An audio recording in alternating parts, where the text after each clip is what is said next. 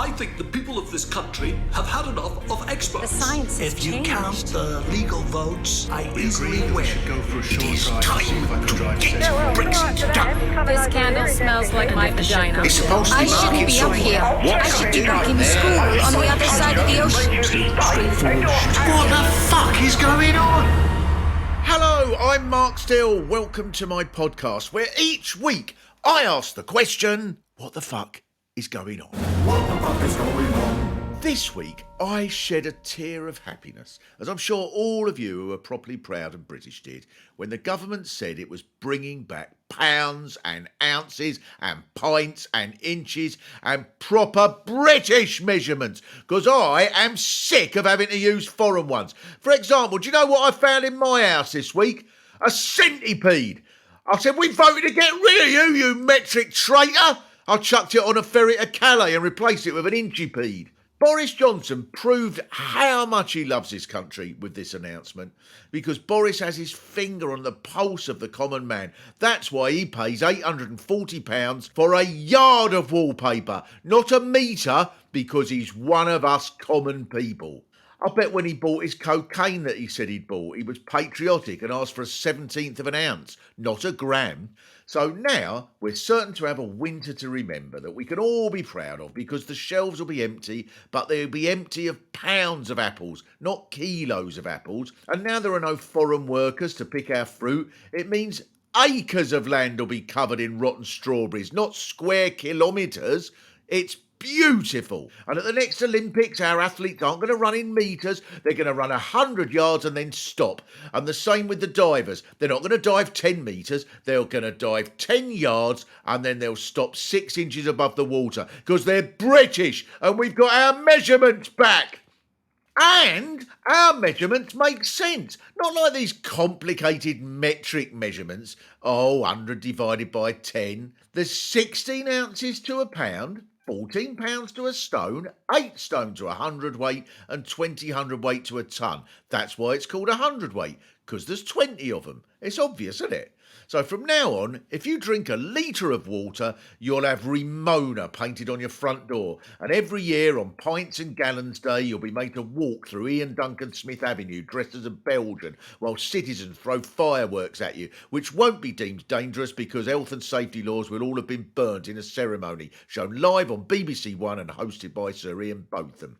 And then we can add a new verse to the national anthem to commemorate this glorious day that can go, if you're from an EU court or some poxy Baltic port, your verdict counts for naught, 'cause we're British and we fought for the freedom to deport any filthy stinking salt who tries to sell some ham by the dirty rotten gram rather than in ounces like my dear old grandad taught.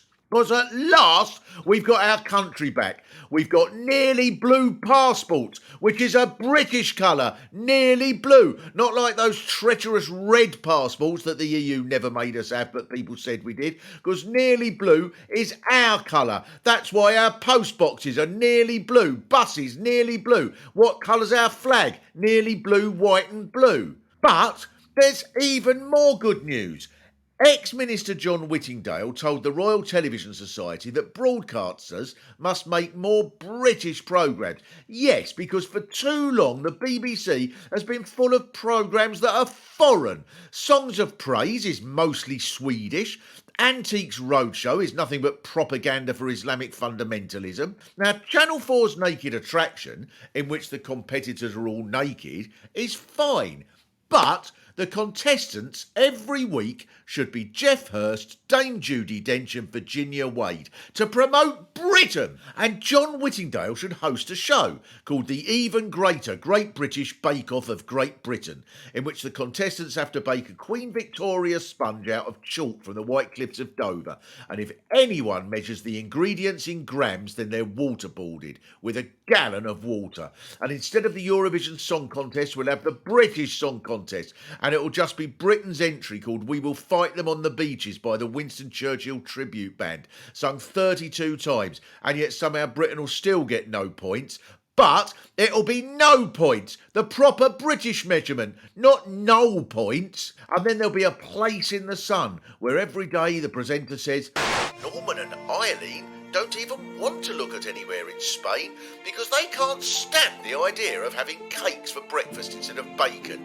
In all of this, we should of course recognise that it has been a very, very sad week for the Prime Minister, who lost his mum, and whatever you think of him, you have to feel sympathy for the fact that his mother is now 6 feet under. That's 6 feet! Feet! Not 2 metres! 6 feet! What the fuck is going on? Now, over the last few weeks, I have been very lucky to have all manner of marvellous people who have investigated, along with me, the question, what the fuck is going on? But this week, I am blessed because who better could possibly examine this question than Mr. Mark Lamarr, quiz show host, comic extraordinaire. I like to think of myself as retired extraordinaire. What, you've retired from being extraordinary? No, I'm extraordinarily retired. Because I don't have anything to live up to then. Like, if you do, oh, yeah, he used to read all tours and everything like that, then I've got loads to live up to. But if I go, yeah, I just wake up and watch telly and then go back to bed, people won't expect too much. OK, in that case, I'll do it again. With us over the last few weeks, I've been extraordinarily lucky to have all manner of marvellous people examine what the fuck is going on. But with us this week is someone who's really done fuck all for fucking ages. It was only that the Samaritan said, please find him something to do, otherwise we don't know what's going to happen. Mark Lamarr. Yeah, that's better. That's much better. I keep wandering into their offices. Someone has to show me which bus to get home. So, the first thing that I've got to ask you, Mark, now you're a person who is from an indeterminate class background. It's very hard to tell. Some people think that you're from humble stock, and many people have believed you to be from the aristocracy. And in fact, I do recall at one point it was said that you were third in line to the throne. That's like an old joke your nan would say, isn't it? Oh, I was third in line to the throne. There were 2 people in the queue in front of me. Remember when old people used to call the toilet the throne? Yes, and I'm with them on that, aren't you? Yes. Do you know when people talk about dad jokes? I don't like that phrase. I hate dad jokes. I don't hate dad jokes. I quite like them, but I hate the phrase. I hate mansplaining. I hate dad dancing. They're like a weird sort of neutering. Yes. Although I've got to say, the best 90 minutes of my life was when a girlfriend asked me what mansplaining meant once. It might have been 2 hours. It was almost worth it for that. But no, all of those things, they're like, we're all trying to build an equal society, not one where we look down on anyone for anything. And I don't like these kind of niggles. Yeah, I liked it when I was a kid and my dad tried a joke. I'd say, oh, Dad, can I have a Milky Way? And he'd go, you'll need to go to space. That's all right. That's what I tell my daughter, worse jokes than that. And sometimes she laughs, and it's fantastic. Yeah. I remember when my son, who is now part of this podcast, and he must have been, 6 months old, and every night I'd sort of go in and I'd say goodnight to him and stuff, and he had these pink elephants on the wall next to his cot, and I used to say, yeah, they're camp elephants, and then I'd do this camp elephant noise, a sort of, and that was my camp elephant noise, and he would go, and for about a month, this was the bit I used to look forward to this all day. My favourite bit of the day was going in like night, the camp elephants, and then one night I did it, and he just looked at me with this expression like, you fucking wanker. And I thought, oh, that material's no good anymore. Yeah, I only got away with it 8,000 times. When you say camp elephants, do you mean camp as in YMCA, or do you mean camp as in there's a camp of elephants? No, I mean camp as in YMCA. Are you allowed to even say things are camp anymore? Oh, no, what have I done? I'm cancelled now, I'm with you, I'm going to be ex-extraordinary. Yeah, I mean, I kind of cancelled myself before anyone else got a chance to. But I don't know. I mean, that's a thing about being us of a certain age and everything. I'm really not aware. I sometimes have to look up phrases. I'm not even going to say the phrase I looked up this week to see if it was offensive, and it turns out it was. And I didn't mean it. I didn't say it out loud, but it turned out it was. And I thought, oh, okay, that's good. I educated myself and found out. Yeah, but we live in a world where your class background, sometimes you can't help feeling that it has an impact upon you. Now, we get used to this, but we shouldn't get used to it. Jacob Rees-Mogg. This week, he said, talking about COVID and face masks in the House of Commons, he said the Labour Party would have less to complain about with regard to face masks if they worked a bit harder. And this is the sort of thing, it seems to me, that when you're very posh, you can say, and people sort of automatically think, oh, well, I'm sure it makes sense. But that's just mad, isn't it? I think, one, posh people can just say anything because people go, oh, they're just posh, they just say things, it doesn't matter. If we said certain things, we'd be arrested, they would be eccentric, and that's the way it goes. Yes. But, you know, in the same way that he can't empathise with me growing up with the council estate in Swindon, I try, but I can't empathise with a man who grew up with a magical nanny. No. So I have no idea what goes on in his mind. No, we have no idea what goes on in his mind. But the difference is that he gets to inherit 45 million quid and just do whatever he fancies, whether it's be in the cabinet or whatever he wants. But when he was a kid, which you probably aren't taking into account, his dad, and I think he said this in a speech, when my dad was out of work, he got on his penny farthing and looked for work. There's one for the teenagers. I won't even cite the reference there. Speaking of which, have I ever told you that Jeremy Vine cycles round Chiswick on a penny farthing? No. Yes, absolutely. Oh, no, he doesn't. He does, and he has those, you know, the mounted cameras to make sure that all the kids in Chiswick don't line up to phlegm down the back of his jacket. But no, he absolutely does, because he hates to be seen out. So that's obviously his way of not being noticed, to be a bit above everyone else. I'm not making this up. He genuinely cycles around on a penny farthing. I think you're making it up. That's okay. I'm happy for it to be such a comical image. It's a true thing that happens on my streets, that if you think it's such a comical image, I'd rather you believed I was making it up. I'll tell you what, though, same thing. I live in Crystal Palace and Cheryl Baker from Bucks Fizz drives round and round here in a hovercraft. Now I want to believe that's true. Engelbert Humperdinck every morning is at W.H. Smith's round here in a Zeppelin. Hanging from a pterodactyl. Now, here's something that's very close to your world. Cheryl Tweedy. This is the story, I'm sure you're aware of it. She has been hosting an R&B show. It has been said in the newspapers that this has caused an absolute storm because a number of prominent people have said she shouldn't be hosting an R&B show on the radio because there are many black people who should have been doing it rather than a white person from her sort of musical background, if you can call it a musical background. Now, where are you with this thing? Well, I'm sure you're very well aware you're asking a man who hosted a reggae show for 12 years on national radio. Exactly. So I think the problem isn't, for me, it isn't with the colour of her skin, but the content of her character and the fact that she's not a broadcaster. I think that, although I suppose she is, isn't she? It doesn't really bother me, and I think they did shoot themselves in the foot a little bit. But on the other hand, we all know how showbiz works, and she's famous and pretty, and she's got a recognisable voice and name. And I'm sorry I'm not adding any comedy to this, but it doesn't particularly bother me. And also, there are lots of other R&B shows on that are staffed by more intelligent, better broadcasters who care more about their subject. Go and listen to them. Well, I'm with you on this, and I had to actually one day this week. I should really thank Heart FM, and I didn't think I would normally be a big fan of Heart FM, but I was on this occasion because I was in a cafe and Heart FM was on, and it was so fucking horrible that I put my headphones on and listened to Laura Marlin and heard a new couple of Laura Marlin tracks I'd never heard before. So Heart FM do make a contribution to music.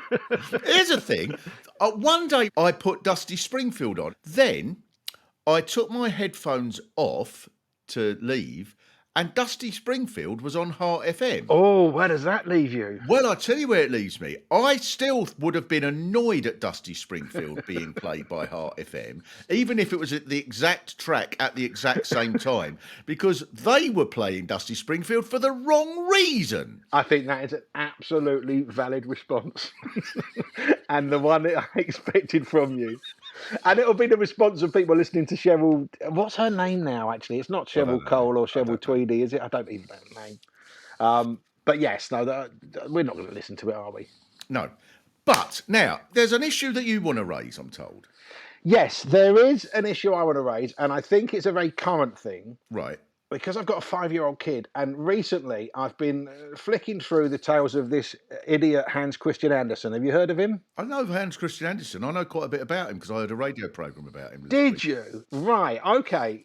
Was he an idiot? No. Because his stories are horrible and they're useless. They're about half a paragraph long. A little girl, she hasn't got any money and she dies of hypothermia. And that's it. There's one about a tin soldier who gets swallowed by a fish and then ends up in a fire. And it's a love story, apparently.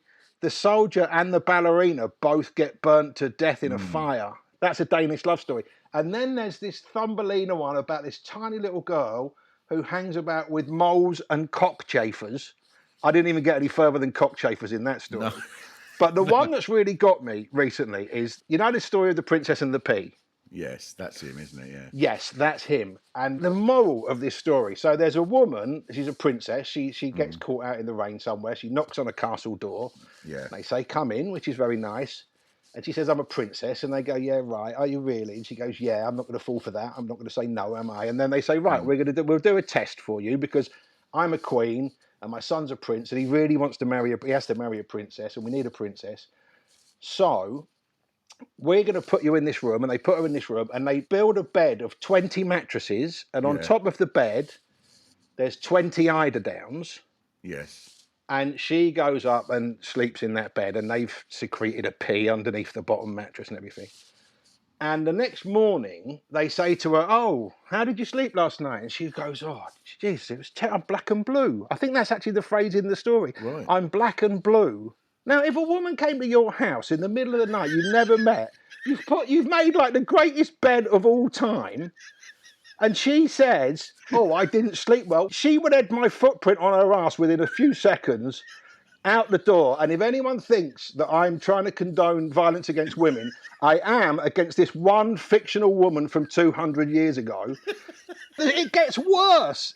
So they didn't even say, how did you sleep? And you go, well, my nose was hitting the ceiling quite a lot because you don't need that many mattresses for a start. She didn't say, oh, it was 5 a.m. I had to climb down 3 sets of ladders to have a piss. She's moaning about a pee. And rather than anyone else going, oh, Jesus, what have we got here? The prince marries her. Yeah. He doesn't for 1 second go, well, she's a little bit high maintenance, this one. He goes, no, I'm going to make this is somehow the moral of the story. And I think the moral of that story, there is a point to this, believe me, maybe I'll get there at some point.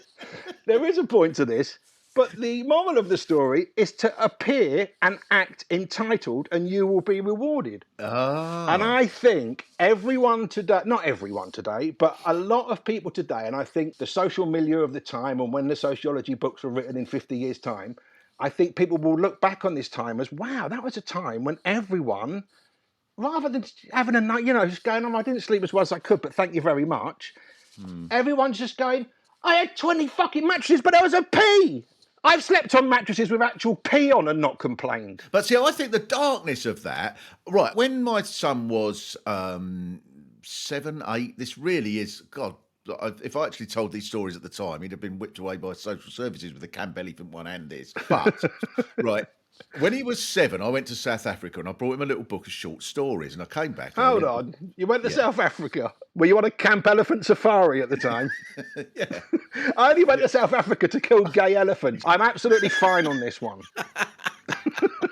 Luckily, the photos I took of myself, they got deleted from Twitter and never found.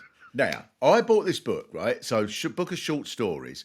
And I was reading through so the first night was back and I was sort of reading his story. And the story was that all the animals were hibernating and they all made a huge, great mountain of nuts for when the hibernation ended because they knew that they were going to wake up really hungry and they were going to need these nuts. But the hare didn't hibernate. The hare got up every night and had some of these nuts. Knowing that someone would be blamed for stealing the nuts, he put all the little bits of shell around the gazelle. So all the animals woke up and they went, oh, Christ, I'm bloody busting for a nut. I'm famished after all that hibernating. Went over to where the nuts should be. No nuts. The hare said, look, all the shells around the gazelle. And the animals went, bloody gazelle, you stole all the nuts. The hippo says, No, I woke up one night and I saw the hare eating the nuts and he put the shells around the gazelle to make it look like it was the gazelle who's guilty.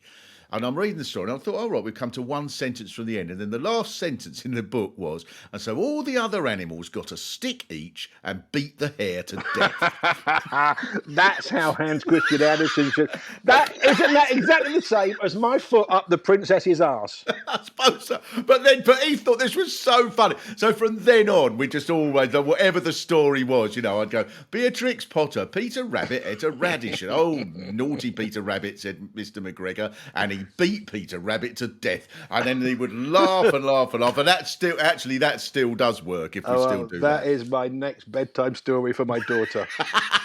About anything. No more Paw Patrol. They've all been beaten to death. Thank you so much. I feel so much more enlightened as to what the fuck is going on. Mr. Mark Lamarr.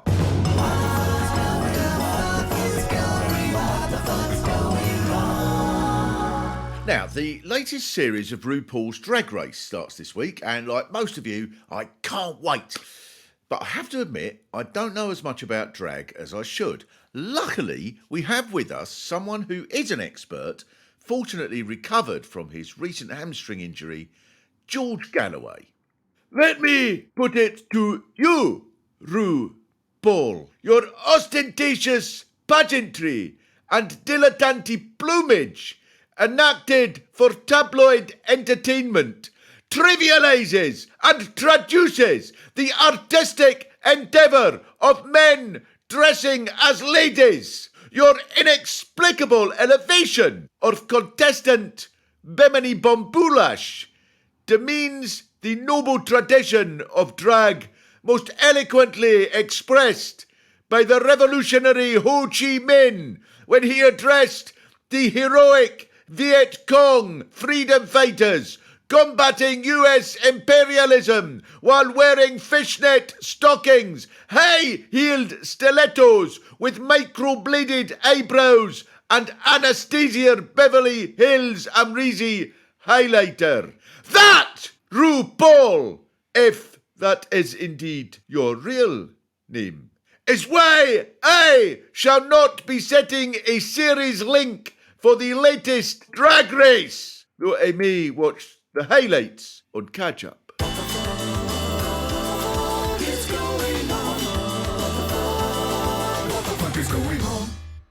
The magnificent Emma Raducanu has achieved one of the most astonishing feats in British sporting history at 18. From nowhere. The government needs to reprimand her severely. This is not the British way. Andy Murray did it properly. He put us through 4 years of agony, losing 4 finals and all them semi-finals before eventually winning in 2012.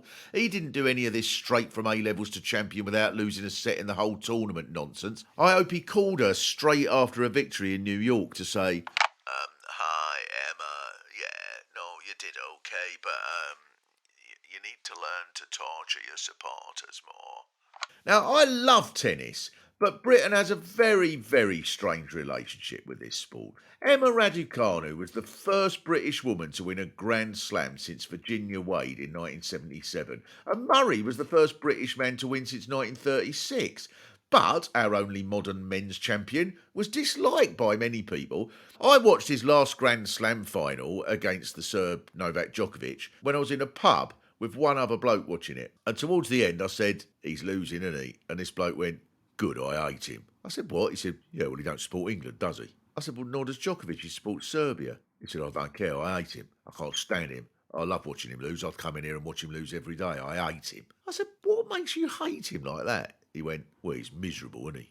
But for the tennis establishment, the dislike of Murray came from a different place. So when he first emerged, there was an article in the Daily Telegraph that said, Murray will never make us swoon because we like Tim Henman's home county's stiffness far more than the cursing aggression of this young man. Because that's what makes great champions, home county stiffness.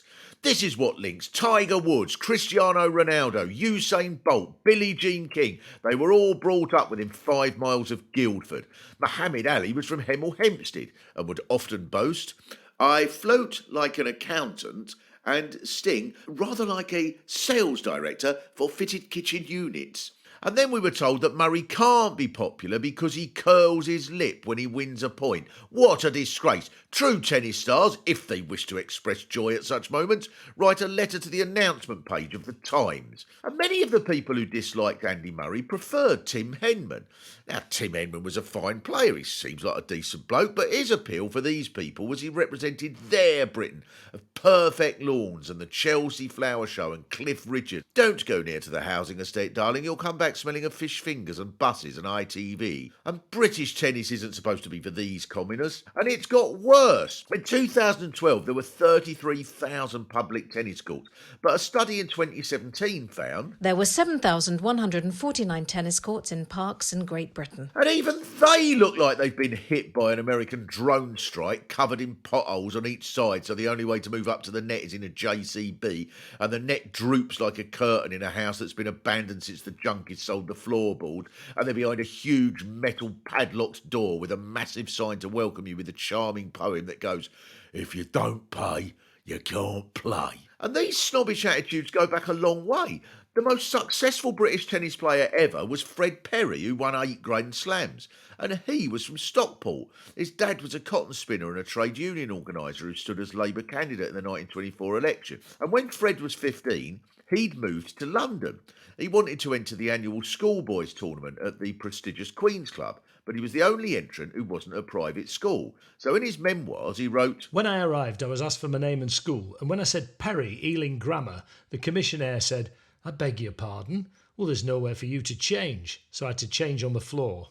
The first time he won Wimbledon was against an Australian, Jack Crawford, which must have been the most glorious British triumph.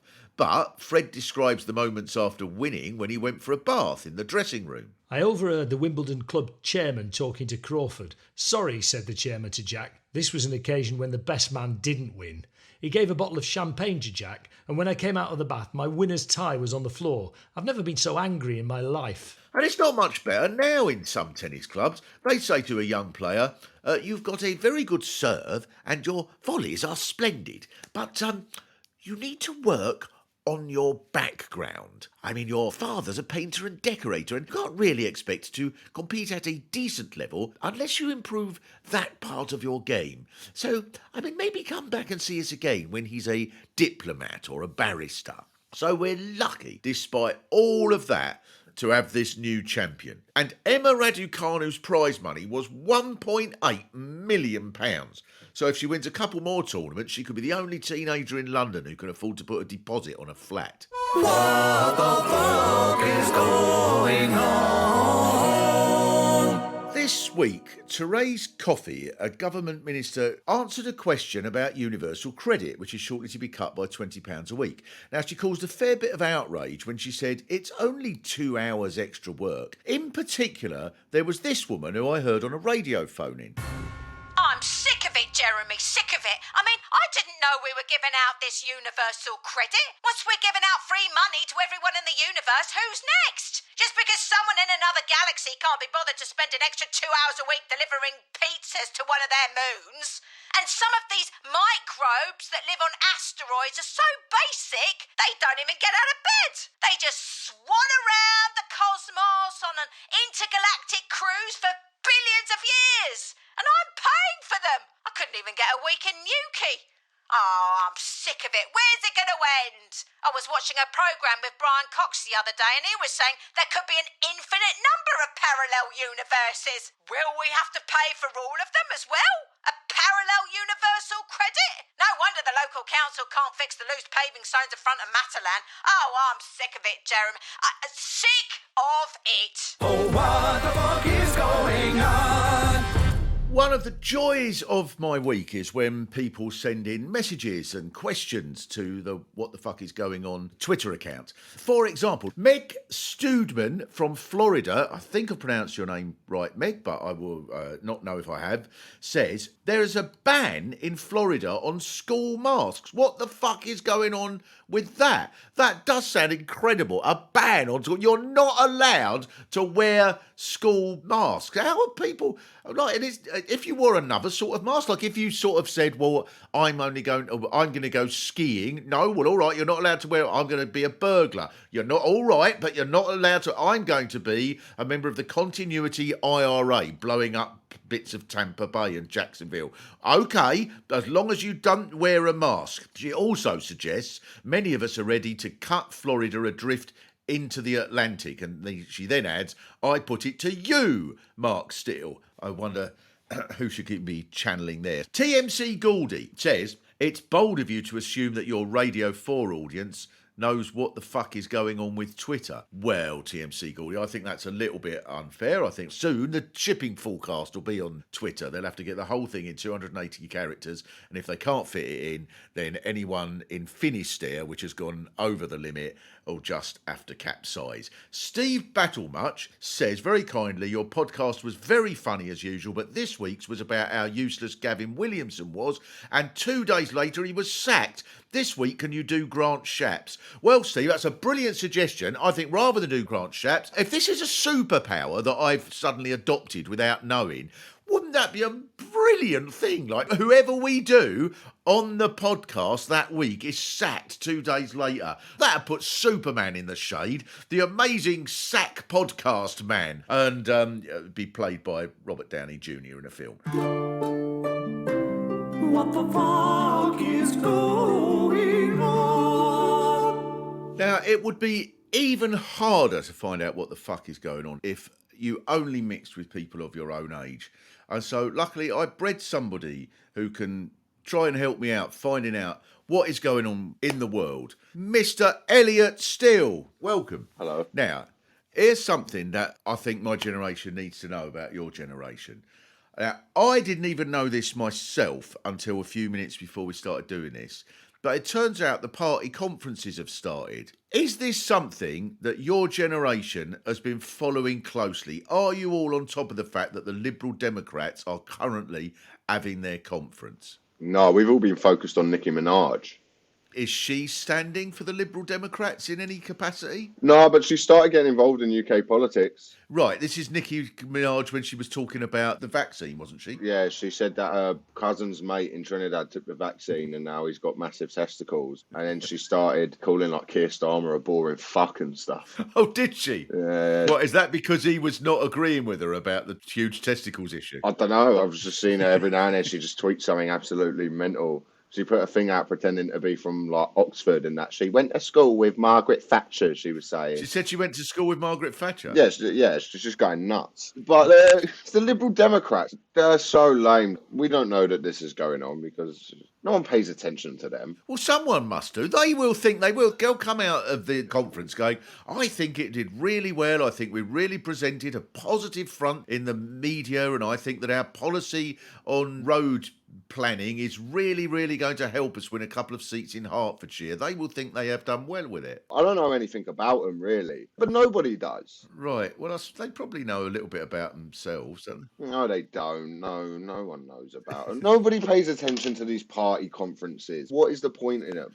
What are they doing? They're just having a meeting. They're just gathering. I know the Labour one's in Brighton. Yeah, the Labour one's in Brighton, yeah. That's about as much as I know about it, because I was there once when it was in Brighton. Oh, right. Did you meet anyone? No, I didn't who gives a fuck. What am I going to do? Go over there and talk to them about what they're going to do about, reforming Merthyr Tydfil? I think this is really encouraging to know that the younger generation are so engaged with the political process. Couldn't give a shit. There'll be a couple of nerds who do.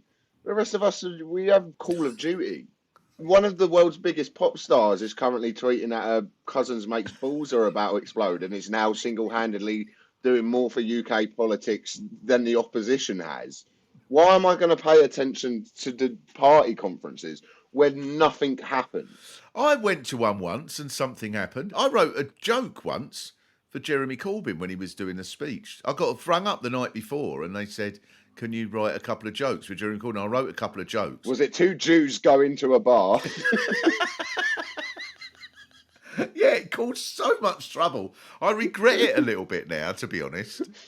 Well, I think it's absolutely enlightening and so encouraging that the younger generation is so much a part of the political process, and I think it's a great sign for the future. Thank you very much. It was an unusual edition of Newsnight. I offered absolutely nothing on that. I don't know. People probably do pay attention to it. I don't. No, don't go back on it. Stick to your guns. What are you going to learn? Yeah, but what are you going to learn? I just don't understand what's the point of them. What are you going to learn? Yeah, well, I don't know. I think it's all part of my generation's understanding towards what young people think. I'm sure that any Liberal Democrat listening will have been very, very encouraged by the impact that they're having. Thank you so much, Elliot Steele. What the fuck is going on? Thank you so much for listening to this podcast. If you've liked it, please subscribe, rate it, and if you can be bothered, write a review. And as I say every week, if you can't be bothered, that's even more reason to write a review. If there's anything at all that you think I should be finding out what the fuck is going on with it, then please send me a message on Twitter at Mr. Mark Steele, and we will look at all the messages that you send. I'll be on tour soon, on a sort of tour with all the shows that are being sort of rescheduled after they were all cancelled 18 months ago for some reason. But What the Fuck is Going On was hosted by me, Mark Steele, with my guests Mark Lamarr and Elliot Steele. Voices by Sarah Alexander and Pete Sinclair. It was written by Mark Steele, James Serafinowicz and Pete Sinclair. Music by Willie Dowling. It was produced and edited by Scott and Matt at Podmonkey. What the Fuck is Going On is a co-production between Podmonkey and Consec Industries.